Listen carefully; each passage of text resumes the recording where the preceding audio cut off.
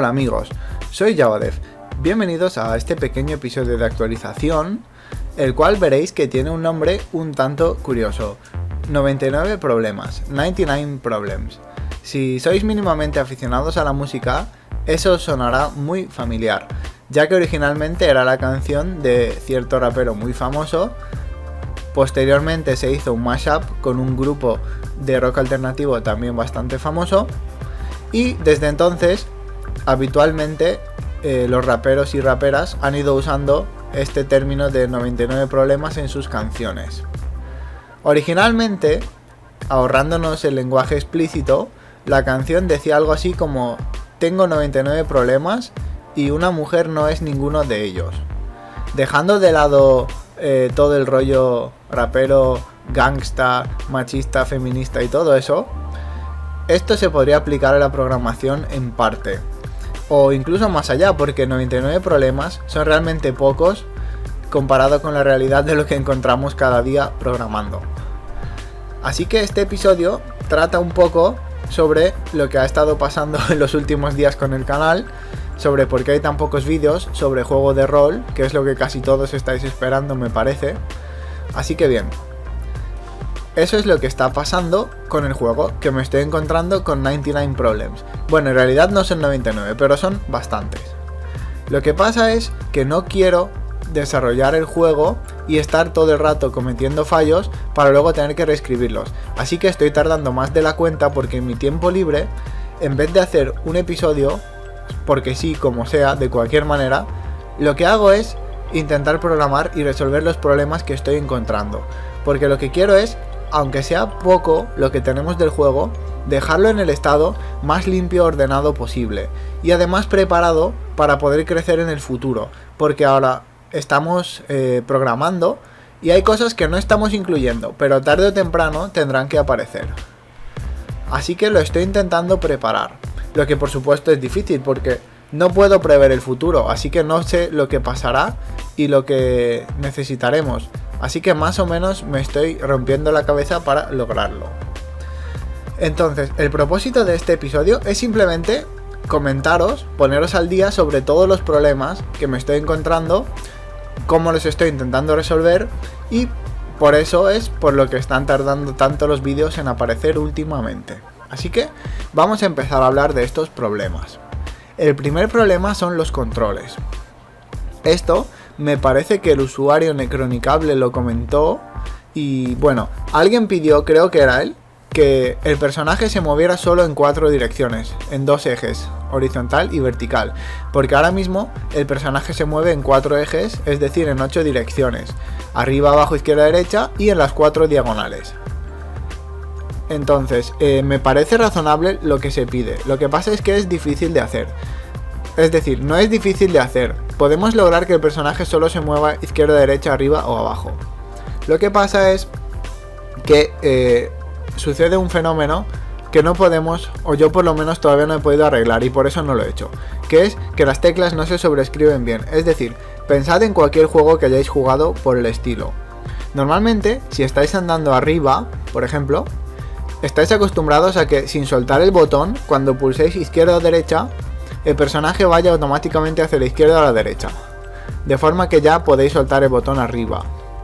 Y luego, mientras estáis andando a la derecha o a la izquierda, podáis pulsar de nuevo arriba o abajo y el personaje irá arriba o abajo. Es decir, digamos que se sobreescribe la dirección que mantenéis pulsada con la nueva dirección. Y eso lo estoy intentando hacer, pero no lo he logrado todavía, ya que solo logro sobreescribirlo en una dirección, porque normalmente hay una instrucción que va antes que la otra. Está la instrucción de ve arriba abajo y luego la de izquierda o derecha. De esta forma, si estamos yendo arriba abajo y luego pulso izquierda o derecha, sobreescribimos porque la opción de ir izquierda o derecha está después de la opción de ir arriba o abajo. Pero al revés no podemos. Si estamos yendo a la izquierda o derecha y queremos sobreescribirlo con arriba o abajo, así no funciona, ya que la opción de ir a la izquierda o a la derecha siempre está debajo de la instrucción de ir arriba o abajo. Por lo tanto, que pulsemos el botón arriba mientras vayamos en el eje horizontal, no lograremos salir de la dirección horizontal. Por más que pulsemos arriba, no va a funcionar. El personaje seguirá desplazándose a la izquierda o a la derecha. Con lo cual, para cambiar la dirección, antes tendríamos que soltar el botón izquierda o derecha para poder ir arriba o abajo. No sé si lo que os acabo de explicar es demasiado complicado de entender, pero lo podéis probar en cualquier juego antiguo que tengáis que se mueva con unos gráficos similares, en gráficos 2D en perspectiva aérea, digamos, isométrica o no, eso da igual. Y eso parece una tontería, pero me gustaría resolverlo, y como por ahora no he podido, estamos dejando el juego con estos controles en 4 ejes y en 8 direcciones. No está mal del todo, no es un problema grave, pero estaría mejor pulido si pudiéramos reducirlo solo a 2 ejes. El segundo problema es que actualmente estamos incluyendo los controles de una forma un tanto brusca, usando sentencias if dentro del personaje. Y por ahora tampoco lo he cambiado porque no tengo muy claro qué controles acabaremos necesitando. Y eso es porque estamos en una fase muy temprana del desarrollo, porque claro, ahora mismo ¿qué necesitamos? Movernos en las 4 direcciones. Hemos implementado el Shift para correr y el escape para salir de la aplicación en cualquier momento dado. Pero ¿y si más adelante tenemos controles que requieran pulsar varias teclas a la vez o una combinación de ellas o algo por el estilo? O incluso cuando incluyamos el ratón. Todo se va a volver tremendamente complicado y va a haber muchísimo código junto. Lo cual no es ideal, porque una buena práctica es que cada método haga solo una única cosa. Y si hace varias, es que probablemente dentro de ese método debería haber otros métodos más pequeños. Así que eso es otro problema, pero que por ahora no creo que pueda resolver simplemente porque no tengo forma de saber cómo evolucionará el juego más adelante. Ya que como sabéis, este juego no lo tengo creado, lo voy haciendo sobre la marcha con vosotros. Así que según cómo evolucionen las cosas, esto es algo que iremos controlando. De acuerdo. El siguiente gran bloque de problemas. El control de los recursos gráficos. Esto es algo que me lleva un poco loco, la verdad. Se trata simplemente de qué forma ordenamos los dibujos. Sabemos que en hojas de sprite, hasta ahí bien, pero ¿de qué manera limitamos cada hoja? Ahora mismo lo hemos estado haciendo por nivel, es decir, el nivel 1 tiene su hoja de sprites, el nivel 2 tiene su hoja de sprites, y así sucesivamente, pero no creo que sea una buena manera. Porque ¿y si resulta que en el nivel 2 necesitamos usar los sprites del nivel 1? Parece más razonable dividirlo por temas, por ejemplo, tener una hoja de sprite solo con vegetación, hierba, árboles, arbustos, otra hoja de sprites con diferentes tipos de rocas, otra hoja de sprites con edificios. Y lo mismo, por ejemplo, cuando lleguemos a los objetos pasará algo similar. En vez de tener en la misma hoja de sprites pociones y armas, sería más razonable tener en una hoja de sprites solo las pociones, en otra solo las armas, en otra, no lo sé, solo los equipamientos. ¿De acuerdo? Así que eso es otro tema que me estoy pensando. Es bastante difícil, no sé cómo ordenarlo, pero creo que esta va a ser la forma final, ¿verdad? Porque parece lo más razonable. El siguiente gran bloque, y es la parte más difícil hasta el momento, porque lo de los recursos gráficos tarde o temprano solo es una cuestión, y es la manera en que se ordenan las hojas de sprites, vale, pero es que los mapas es un problema de una dimensión totalmente diferente, porque aquí tenemos que usar las hojas de sprites que hemos creado, pero varias cosas más, porque al final tenemos una pregunta muy difícil, y es, ¿qué es un mapa exactamente? La respuesta más rápida es que un mapa es una combinación de muchas cosas. Y además esta respuesta, como veis, no responde nada. Porque, ¿qué son esas muchas cosas? Bien, en primer lugar, obviamente el mapa necesitará una especie o una serie de sprites. Por lo tanto, tendremos que saber qué cosas tendremos en el mapa. Imaginad, si tenemos una ciudad con algo de vegetación, entonces necesitaremos una hoja de sprite con los edificios, una hoja de sprites con el terreno de la ciudad como aceras, asfalto, grietas en el asfalto y cosas así, o farolas, y otra hoja de sprites con la posible vegetación como árboles o hierba o arbustos o flores tal vez. Entonces este mapa ya estaría utilizando 3 hojas de sprites diferentes, pero luego podemos tener otro mapa que utilice 5 hojas de sprites u otro que utilice solo una. Entonces, ¿cómo controlamos cuántas hojas de sprite tenemos? Hay que crear el mapa de una manera que podamos cargar todas las que sean necesarias, sin límite, desde una hasta n, es decir, hasta todas las que hagan falta. Y esto es algo que complica las cosas tremendamente, porque no sé de qué forma crear exactamente un constructor que nos permita cargar un número indefinido de mapas. Probablemente la forma más fácil sería que cada mapa en sí sea un objeto, y en ese objeto ya creamos de forma personalizada cada cosa del mapa, porque esto es lo de siempre. Hacer las cosas a mano es más fácil, pero lleva mucho más trabajo, porque cada vez que hagamos algo nuevo, algo diferente, hay que volver a hacerlo a mano todo. Si fuera automático, obviamente tendremos un gran ahorro de tiempo, pero tenemos menos control sobre lo que pasa y menos flexibilidad. A menos, por supuesto, que el proceso automático esté realmente bien creado, lo cual no es fácil. Así que esa es una posible solución. Cada mapa sería una clase, un objeto, y al crear ese mapa, como mapa por ejemplo 1 igual a new mapa, ese objeto al crearse ya incluiría todas las hojas de sprites y todo lo que haga falta. La parte mala, por supuesto, es que tendremos que hacerlo a mano cada vez que hagamos un mapa nuevo, lo cual, dependiendo del número de mapas que creemos, puede ser un trabajo bastante importante. Pero imaginemos que hemos resuelto esa parte. Hemos cargado solo las hojas de sprites que nos hacen falta. ¿Cuál es el siguiente punto? El siguiente punto tampoco es sencillo, y es las capas de dibujado. Esto ya lo expliqué en un episodio anterior de la serie, del juego de rol. Como sabéis, ahora mismo estamos usando un modelo excesivamente simple. Solo tenemos dos capas. La base del mapa, que tiene sus texturas, el suelo y tal, y el personaje que se mueve por encima. Pero cuando vayamos avanzando, probablemente, ya sea por necesidad o para hacerlo más bonito, tendremos un mapa con varias capas, al menos más de una. Estará la capa base sobre la cual el personaje andará, pero luego habrá más. Puede que haya una capa que, por ejemplo, imaginad que tenemos la capa base que es solo tierra o algo así. Luego la capa número 2 en la cual añadimos en ciertos sitios un poco de hierba. Luego en la siguiente capa podemos añadir árboles o arbustos. En la siguiente capa añadimos rocas y montañas. Y así podemos tener varias capas. Y por supuesto, si luego necesitamos que haya elementos por encima del personaje, los incluimos en una capa siguiente, pero que se dibujará después del personaje, de forma que el personaje pueda andar por debajo. Imaginad cosas como árboles altos, detrás de los cuales podemos andar aunque nos deberían tapar, o puentes, o postes de telégrafo, o farolas, cosas así. Eso es otra complicación, porque cada mapa podría tener un número diferente de capas. Vale, podríamos decir que cada mapa tendría, por ejemplo, 6 capas como máximo.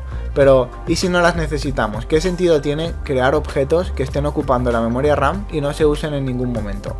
Eso nos lleva a lo mismo que antes. Probablemente la solución más elegante sea que cada mapa sea un objeto y lo creemos de una forma personalizada para aprovechar al máximo los recursos del ordenador que esté usando el juego. Siguiente problema: ¿cómo manejar los tiles? Sabemos que el mapa necesitará una serie de sprites, para lo cual incluimos las hojas que necesitemos. Pero luego, lo que también sabemos es que no vamos a utilizar toda la hoja, evidentemente. A lo mejor de la hoja de vegetación solo queremos la hierba y los árboles. No necesitamos, por ejemplo, las flores o los arbustos. Así que hay que encontrar alguna manera de crear todo de forma eficiente. Es decir, primero cargamos, por ejemplo, 5 hojas de sprites, todas las que necesitamos. Y a continuación creamos una serie de arrays en el mapa, que serán las diferentes capas de dibujo, desde más abajo hacia más arriba. Así que, por ejemplo, en la capa inferior solo cargamos el terreno, luego a lo mejor vegetación, lo que os he dicho antes. Y una vez conseguidos los sprites que necesitamos, digamos que una vez preparada la paleta de sprites, lo que deberíamos hacer para ganar eficiencia es destruir las hojas de sprites, porque ya no las necesitamos. Digamos que ya hemos copiado los sprites que queríamos. El resto podemos decirle a Java que lo abandonamos para que el colector de basura lo borre cuanto antes. De esta forma solo tendremos una serie de sprites necesarios. Y la cuestión con los sprites es que si nuestro mapa tiene, por ejemplo, 100% tiles, es decir, 10.000 cuadraditos, eso no significa que vayamos a tener 10.000 sprites. Si necesitamos, por ejemplo, solo 50 sprites, creamos esos 50 sprites y luego los reutilizamos, porque si no acabaremos ahogando la memoria de nuestro ordenador. Es decir, en un ordenador muy potente eso no será un problema, pero en un ordenador muy antiguo probablemente sea bastante difícil crear tantos objetos, así que tendremos una excepción out of memory, es decir, habremos agotado toda la memoria de la máquina virtual de Java y el juego se cerrará simple y llanamente. De acuerdo, así que eso es el problema que os quería comentar con los sprites. Tenemos que crear una paleta de sprites en diferentes capas con solo lo que necesitemos, lo que nos lleva al siguiente problema que he mencionado antes, los tiles. De la misma forma que reutilizamos sprites, ¿sería una buena solución reutilizar tiles? Es decir, aunque haya 10.000 tiles en el mapa, ¿significa eso que debemos tener 10.000 objetos individuales de tile? ¿O podemos crear solo los 50 que podamos necesitar e ir reciclándolos? Esta solución a priori es mejor, ya que creamos menos objetos y cargamos menos la memoria. Aunque también hay que tener en cuenta que esto es mucho menos costoso, porque mientras que el sprite incluye una buffered image, una imagen, lo cual ocupa muchísima memoria, los tiles no, los tiles incluyen dentro de sí un sprite, lo cual, como los vamos a reutilizar, no es un gran problema, ya que solo tendremos los sprites necesarios y no los vamos a copiar, los utilizaremos una y otra vez. Y además el tile, como ya sabéis, tiene la propiedad de si es sólido o no y tal. Y hay una propiedad que es donde llega el problema, que debería estar y ahora mismo no sé si incluirla. Son las coordenadas. ¿Deberíamos permitir que cada tile tenga su X y su Y para saber en qué posición está? Esto es importante porque a la hora de controlar las colisiones tendremos que saber con qué tile nos vamos a topar para saber si ese tile en concreto es sólido o no. En un principio no es necesario que cada tile, por así decirlo, sepa en qué posición del mapa está, porque si recordáis cómo lo hacíamos originalmente, cuando tomamos la posición de nuestro personaje, que sí que está expresada en X e Y, a partir de esa posición podemos saber en qué tile estamos, qué tile tenemos a la izquierda, a la derecha, arriba y abajo, es decir, podemos obtener estos 5 datos, la posición actual y las 4 posibles posiciones siguientes, por así decirlo. Bueno, en realidad son más, puesto que como ahora nos movemos en las 8 direcciones, podríamos desplazarnos técnicamente a 8 cuadrados diferentes. En cualquier caso, esto no es un problema, es una simple fórmula matemática, pero puede complicar las cosas, ya que según cómo se cree el juego, tendremos que pasar por parámetro bastantes números, así que eso es algo que estoy mirando y es lo que me está preocupando principalmente.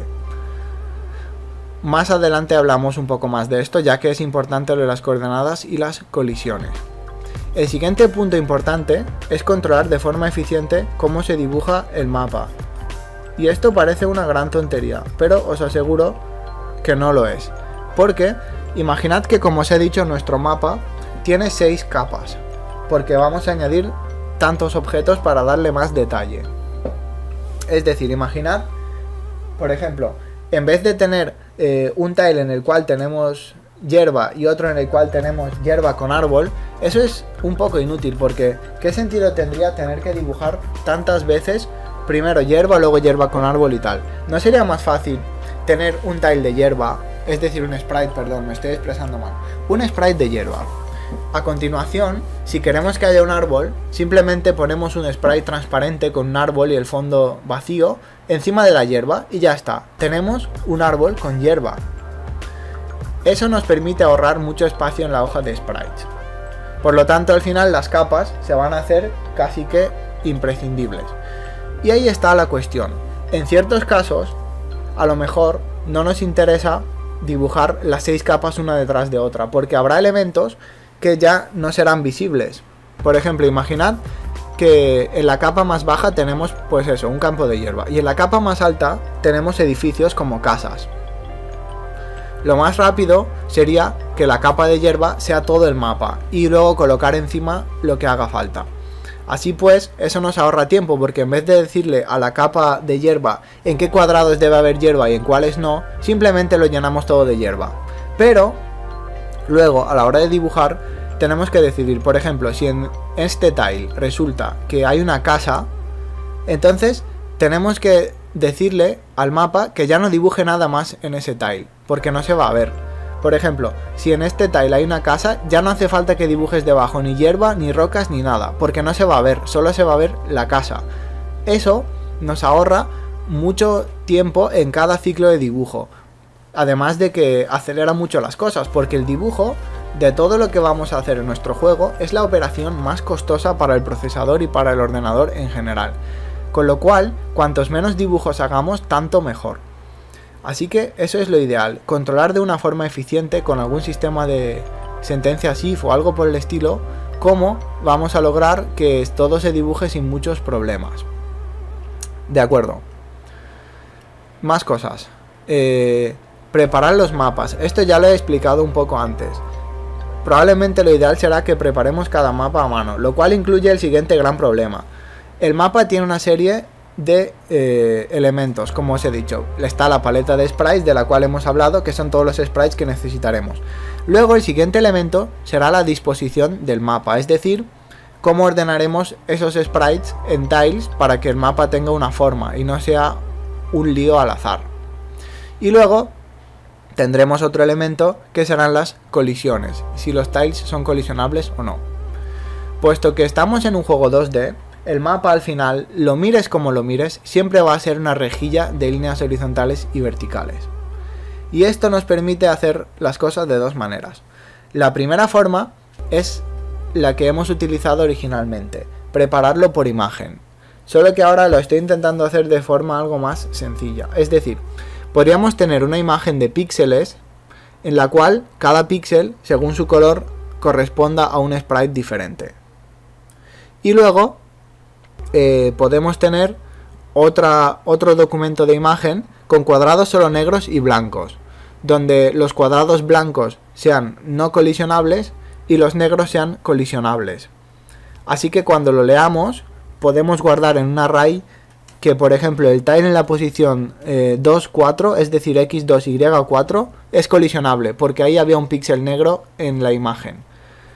De esta forma es probable que las cosas vayan un poco más rápido, porque simplemente podemos coger nuestro software de dibujo, Photoshop, GIMP, Paint o lo que estéis usando, y crear esto. La parte mala es que se tarda mucho, porque para cada mapa tendremos que crear la disposición, el código de colores que lea desde los píxeles y los convierta en tiles, como ya hicimos originalmente, y luego otro sistema más ligero que lea la imagen en blanco y negro para decidir qué tiles son sólidos y cuáles no. Esto es un trabajo algo laborioso, pero es la manera número 1. La manera número 2 es lo mismo, pero sin usar imágenes. Es decir, si nosotros ya sabemos cómo va a ser la disposición y cómo van a ser los tiles, no hace falta que preparemos un archivo de imagen. Podemos crear un array de ints, una colección de números, y escribirlos a mano.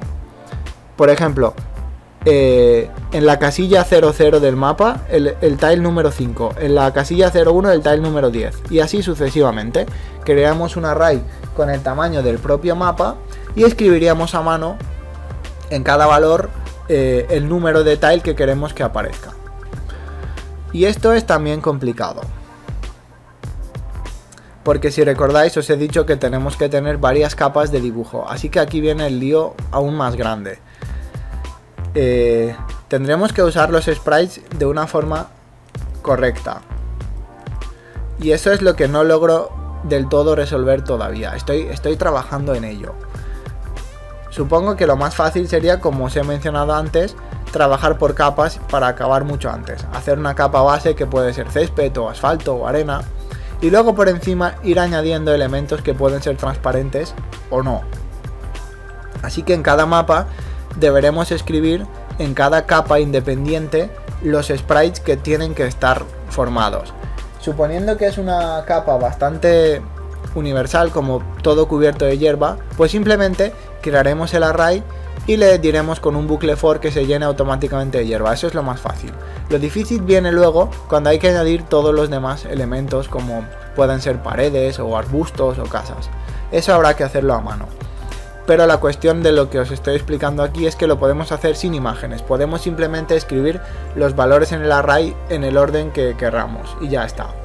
Podemos hacerlo al construir el array usando los corchetes, o podemos crear el array vacío e ir añadiendo usando por ejemplo, en la posición 10 añádeme una casa y en la posición 24 añádeme otra. ¿Por qué? Porque en todo el mapa solo va a haber esas dos casas. En esa capa solo habrá dos casas y todo el resto estará vacío, es decir, será transparente. Pero bien, eso es algo que estoy trabajando todavía. Como veis, no es bastante fácil. Es un dolor de cabeza, sinceramente. Por último, con los mapas, hay una cuestión muy importante. Lo he estado probando. Y bien, ¿cómo dibujar los mapas? Supongamos que ya hemos resuelto los problemas de las capas, de las imágenes. Tenemos todo lo necesario. Solo nos falta dibujarlos. ¿Cómo lo hacemos? Hay dos maneras. Con la manera 1, gastamos mucha potencia de la CPU, pero ahorramos mucha memoria RAM. Y con la forma 2 es justo al revés. Ahorramos muchísima CPU, pero usamos la RAM en gran medida. Y aquí hay que elegir cómo hacerlo. Os explico un poco más con detalle. En la forma 1, en la que gastamos mucha CPU y poquísima RAM, lo logramos porque nuestro mapa existe solo como un array de números, lo cual no ocupa casi nada en la memoria. Y luego, según la zona del mapa en la que nos encontremos, y según el tamaño que tenga la pantalla de juego, dibujamos solo los tiles que estén visibles. Eso es algo que ya hacíamos antes. ¿Cuál es el problema?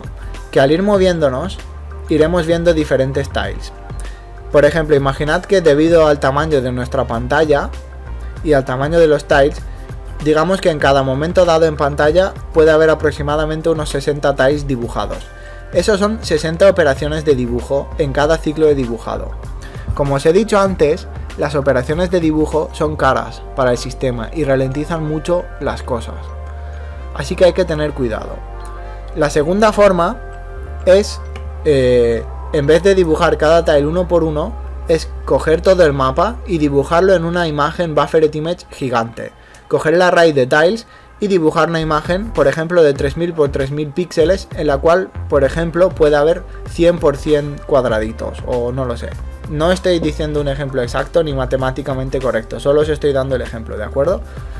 Y una vez que tenemos esa imagen, para mostrarla, solo tenemos que dibujarla en la pantalla, la parte que toque, porque la imagen obviamente no va a caber en pantalla. Imaginemos que jugamos en una pantalla de 600 por 400 píxeles y la imagen tiene 3000 por 3000, obviamente es muchísimo más grande que la pantalla. Así que simplemente dibujaríamos la parte que toque. Esto es una buena manera de hacerlo, porque ahorra muchísimo procesador. Porque no obligamos al juego a calcular en cada momento qué tiles hay que dibujar y a dibujar muchas veces. Solo hacemos un dibujado por ciclo, es decir, dibujamos el mapa donde toque y ya está. La desventaja, que una Buffered Image tan grande ocupa muchísima memoria. He estado probándolo en mi portátil antiguo y el mapa más grande que he podido crear, hasta que ha saltado el error out of memory, ha sido 200 por 200 tiles. Lo cual, si no me equivoco, son un mapa con 40.000 tiles. Yo no creo que sea poco, ¿de acuerdo? Eso depende del tipo de juego que querráis hacer, pero lo miréis como lo miréis. Un mapa de 200 por 200, como mínimo, considero que ya está bien. Es decir, ¿para qué necesitaríamos uno más grande? Podemos hacer más pequeños, mapas más pequeños o zonas más pequeñas y conectarlas entre ellas. Me parece mucho mejor solución que de la otra manera. Porque de la otra manera, virtualmente podríamos tener mapas casi infinitos. Podríamos tener mapas de 1.000.000 por 1.000.000 de tiles. Es decir, podríamos tener todo el juego en un solo array de ints. Todo el mapa del juego. Y podríamos tardar, por ejemplo, 2 horas en desplazarnos desde una punta hasta la otra. Pero ¿qué sentido tendría eso? Este juego no funcionaría desde luego en un ordenador muy antiguo. Y por otro lado, si lo pensáis atentamente, ¿cómo de difícil sería mantener un mapa tan gigante? 1.000.000 por 1.000.000 de tiles. Suena bien en términos numéricos, si creamos el mapa al azar, pero luego en términos realísticos no creo que sea algo viable. Por lo tanto, yo voy a optar por la segunda solución, consumir más memoria RAM pero ahorrar muchísimo procesador. Os preguntaréis cuál es la diferencia, en realidad es bastante grande.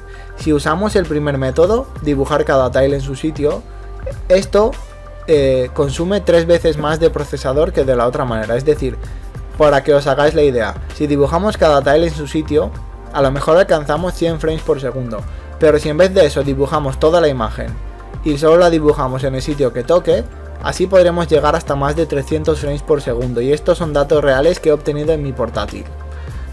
Como ya os he dicho, es un portátil antiguo, con lo cual estos datos son esperanzadores, porque aunque es antiguo, es capaz de mover el juego a una gran velocidad, lo cual significa que las cosas están más o menos bien ordenadas.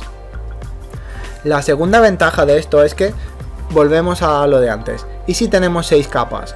Entonces, primero tendremos que dibujar toda la capa 1, luego elementos de la 2, de la 3, de la 4, lo cual es costoso, como os he dicho, en términos de dibujo, porque los elementos que tapan a otros, esos los podemos ignorar, porque ya hemos dicho que lo haremos de forma que si un elemento no se va a ver, no lo dibujamos, porque es un desperdicio de potencia de nuestro ordenador. Pero, ¿y qué pasa con los elementos? Como os he dicho, si tenemos un árbol con fondo transparente y debajo un tile de hierba, entonces eso ya son 2 dibujos, ¿verdad?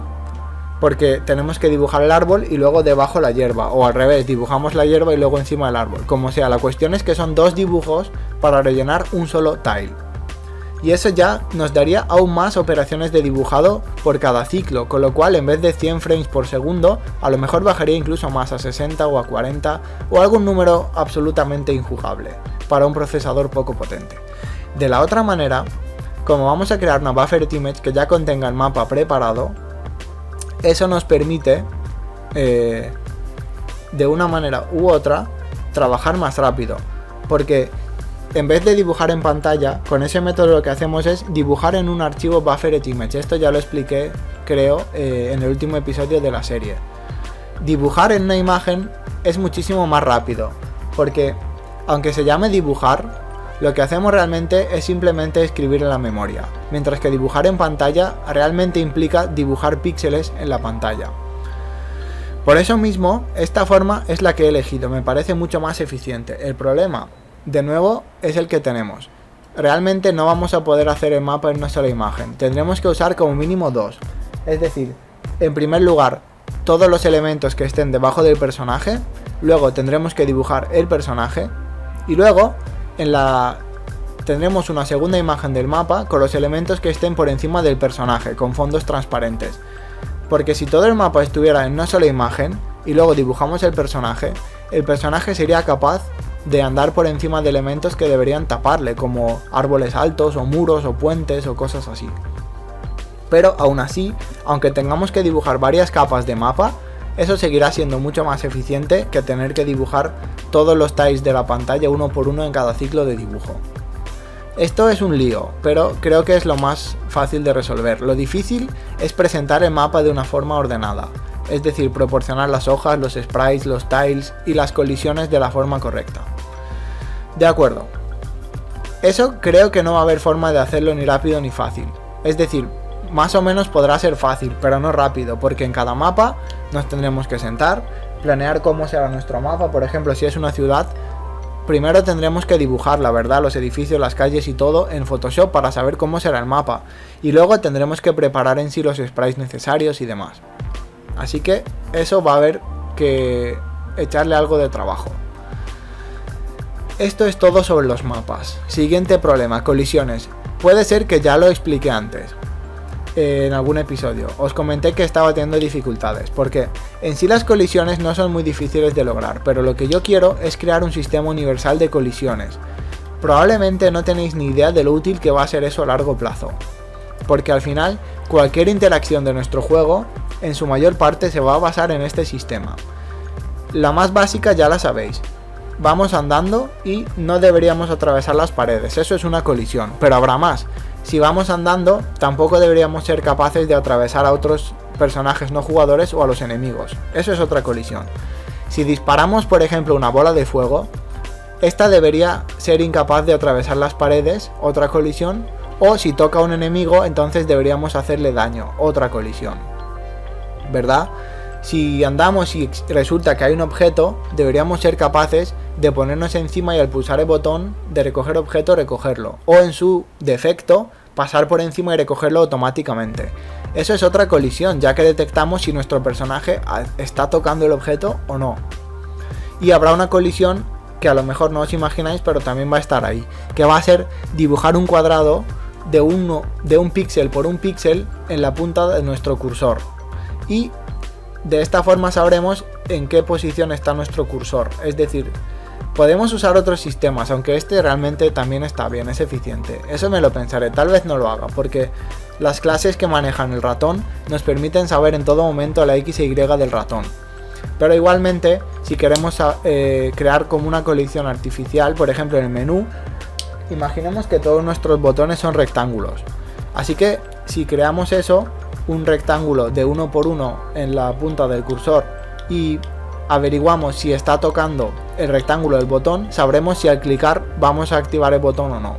Porque obviamente en este juego no vamos a utilizar la interfaz que ya tiene Java con Swing, vamos a crear la nuestra propia.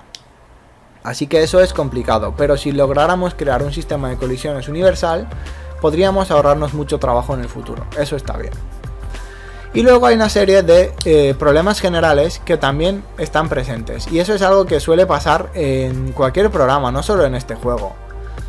Los siguientes problemas: hacer nombres claros, que las clases, los métodos y los atributos tengan nombres explicativos, es decir, que aunque esté por ejemplo ahora un año sin mirar el código y luego vuelva, que pueda entenderme a mí mismo lo que quería hacer. Si se lo doy a otra persona, que leyendo el código entienda cuáles eran las intenciones. ¿Para qué sirven los métodos? ¿Para qué sirven las clases? ¿Para qué sirven los atributos? Si esto se hace bien, nos puede ahorrar comentarios, porque al final los comentarios, aunque en un momento dado del desarrollo sean válidos y correctos, si luego vamos avanzando, cambiamos las cosas, pero no cambiamos los comentarios, lo que va a suceder es que ya no serán válidos, incluso puede que nos mientan o nos lleven a engaño, con lo cual yo no os recomiendo usar comentarios, a no ser que sea algo que no vaya a cambiar casi en ningún momento. Otro problema es el de la eficiencia, que está presente en todas las aplicaciones, es decir, crear los objetos solo cuando los necesitamos y en el momento en el que ya no nos hagan falta, destruirlos. Esto suena muy lógico y muy bien, pero en la práctica no es tan fácil. Si recordáis el código que teníamos hasta el momento, el juego original, nosotros creábamos los sprites y los tiles, ¿verdad? Y los dejábamos creados, independientemente de si los usamos o no, lo cual está ocupando RAM de forma innecesaria. Ahora la idea es crear los objetos, las hojas de sprites que necesitamos, tomar los sprites que nos sirvan y luego borrar toda la hoja de sprites porque ya no la necesitamos más. Cuando digo borrar, no me refiero a borrar el archivo que la contenga, sino simplemente eliminar el valor de la hoja de sprite de la memoria de ejecución del programa. A lo mejor la hoja de sprites contiene 100 sprites, pero nosotros solo necesitamos 10. Así pues cargamos 100 sprites, leemos los 10 que nos hacen falta y borramos los 100 sprites originales, quedándonos solo con los 10 que necesitamos. Eso es la eficiencia. Crear y destruir los objetos en el momento justo. Y aunque Java lo hace automáticamente, si usamos ciertos métodos podemos aumentar la eficiencia para ayudarle al colector de basura a funcionar de forma más sencilla.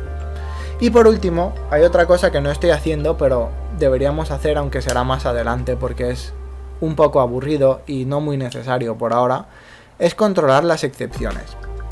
Hasta ahora veréis que solo hemos tenido breves problemas con esto, es decir, cuando leemos una imagen puede suceder que el archivo no exista, así que Java nos obliga a usar un try-catch. Pero, fuera de eso, podemos crear nosotros mismos nuestras propias excepciones. Esto, si sabéis algo de programación en Java, ya lo sabréis. En cualquier método podemos escribir detrás throws exception. Y así, por ejemplo, imaginad que tenemos un método que se llama crear mapa, que en los argumentos acepta un número. Así que le decimos crear mapa y le decimos 1, pues nos crea el mapa 1, crear mapa 10 y nos crea el mapa 10. Imaginad que tenemos 20 mapas, pero que en el argumento pasamos el número 30. Como el mapa 30 no existe, habrá un error raro. Así que lo ideal sería lanzar una excepción si el número que se pasa en parámetro no existe como mapa.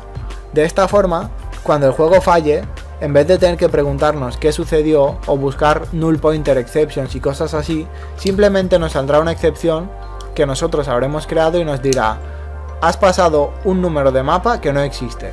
Así ya sabremos mucho más rápido cuál es el problema. E incluso si resulta que alguien está ejecutando el juego y las cosas no están yendo bien, hay problemas, simplemente tendrá que decir qué excepción le apareció. Así que esto es el gran grupo de problemas que me estoy encontrando desarrollando el juego. Ya veis, no son 99, pero son bastantes. Y el problema no es en sí el número, sino que algunos son de una envergadura considerable. Así que al final las cosas se mezclan. Ya no es en sí resolver cómo hacer un mapa, sino cómo hacerlo de forma eficiente y rápida. Así que solo quería que lo supierais para tenerlos algo informados, porque ya veis que no subo vídeos con tanta frecuencia como antes. Y eso no se debe a que esté vagueando o simplemente me haya olvidado. Se debe a que cuando tengo tiempo libre, en vez de hacer un vídeo, intento resolver estos problemas. Intento crear un código más o menos limpio y bien hecho, de forma que luego os lo pueda enseñar sin tener que reescribirlo una y otra vez. Porque al final creo que esta es una de las cosas que más hace que se abandonen las series. En YouTube, si seguís otros canales en inglés, veréis que hay canales en los que se han llegado a empezar 10 o 15 juegos y no se ha acabado ni uno solo. Porque llega un punto en el que todo es tan caótico y tan difícil de descifrar en el código, que el propio creador directamente abandona y empieza otro proyecto nuevo. Y así una y otra vez.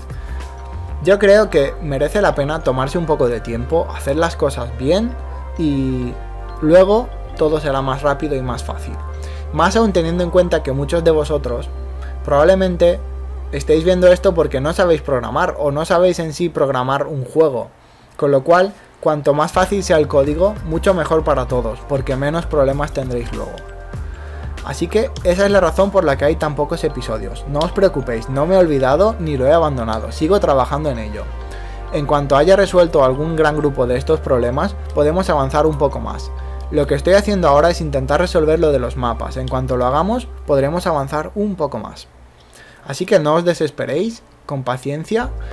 Y otra cosa que también estoy haciendo es leer libros sobre el tema, sobre cómo hacer código limpio, código eficiente. La verdad es que es muy interesante porque están escritos por expertos que llevan décadas y décadas programando, saben de lo que hablan y han visto ya de todo. Con lo cual merece la pena leerse estos libros y hacerle caso a los autores. No os preocupéis, ya hablaré de estos libros en la serie que habréis visto que apareció hace un mes o así, la de los libros de programación, los mejores libros de programación, perdón. Algunos merecen la pena bastante, pero bueno, de eso ya hablaremos en otro momento. Así que esto es todo, solo quería poneros al día en este episodio francamente largo. Espero que no os haya hecho preocuparos demasiado con tantos problemas, porque ya lo veis, son bastantes. Y poco a poco los resolveremos todos. Y tener en cuenta que una vez que resolvamos todo esto de crear mapas, movernos por los mapas y demás, eso es la parte más difícil y engorrosa. Luego en sí, todo el juego será un ejercicio de lógica. Dónde aparece el personaje, qué enemigos le atacan, a dónde debe ir para avanzar al siguiente mapa, qué objetos hay y demás. Esos serán simples estructuras lógicas. Pero lo que ahora hacemos es el grueso, la parte más difícil e importante del proyecto. Si la hacemos, lo demás irá mucho más rápido. Y con esto me despido. Hablamos en próximos episodios. ¡Hasta luego!